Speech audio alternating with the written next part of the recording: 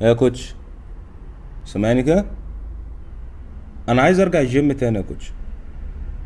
سابتني اه. اه. فعايز ارجع، عايز اظبط فورمه تندمها. بالله عليك يا كوتش، واهتم لي قوي في النظام بتاعك بعضلات الشيست. عايز عضلات، انا عايز اقول لك اصلا لو لعبت اسبوعين شيست هفرق عنها، هعديها. مفيش بقى كنت بحضنها دماغي بتزحلق، بيني وبينك يعني.